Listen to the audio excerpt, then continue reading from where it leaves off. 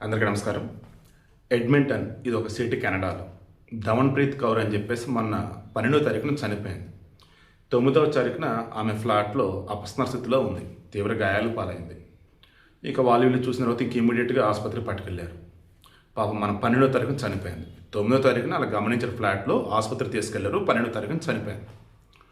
ఈమె ఎలా చనిపోయింది ఏంటి అన్నప్పుడు పోస్ట్ మార్టం చేస్తే తెలిసింది దారుణంగా ఆమెను చంపారు అని. ఎవరు ఏంటన్నప్పుడు ఆమె ఫ్లాట్లోకి వెళ్ళినప్పుడు ఆమెతో పాటు రితీష్ కుమార్ అని అక్కడ వెళ్ళాడు. ముందు వెళ్ళినా తర్వాత వెళ్ళినా ఆ ఫ్లాట్లోకి ఆమెతో పాటు వాడు అక్కడే వెళ్ళాడు. ఇంకెవరూ వెళ్ళాల. తీరా క్రాస్ చెక్ చేస్తే వాడు ఆ అమ్మాయితో పాటు లివింగ్ రిలేషన్లో ఉన్నాడు. ఇంటిమసీ పార్ట్నరా సమేద అంటారు కదా, ఇంకా అలా అనుకోండి.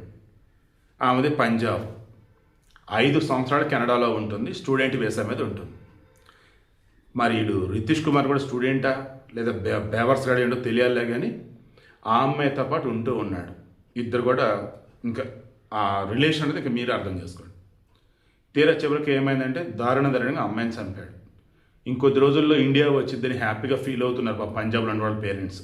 ఫైనాన్స్ కూడా అంత గట్టిగా ఏం లేరు వాళ్ళు. చివరికి ఇప్పుడు ఆ అమ్మాయి బాడీ ఇండియాకి పంపాలన్నా డబ్బులు లేవు. ఇండియాలో వాళ్ళ కూతురు కోసం భయంకరంగా అప్పులు చేశారు. చివరికి ఒక $20,000 అన్న పోగు చేద్దామని చెప్పేసి ఫండ్ రైజింగ్ స్టార్ట్ చేస్తే $19,000 ఏమో వచ్చాయట. రిమైనింగ్ కూడా చూస్తున్నారు. ఇవిడకి మెయిన్ ఇంటెన్షన్ ఇక్కడైనా కానీ విదేశాలే కానీ ఎక్కడైనా సరే మనం ఏ పని మీద వెళ్ళామో ఆ పని తప్ప వేరేది వద్దు. సాంప్రదాయబద్ధంగా పెళ్ళైన తర్వాత ఒకరితో కలిసి ఉండాలి తప్ప వేరే విధంగా ఎట్లాగ ఏ రకం కూడా కలిసి ఉండదు. ప్లీజ్, ఆడవాళ్ళైనా మగవాళ్ళైనా.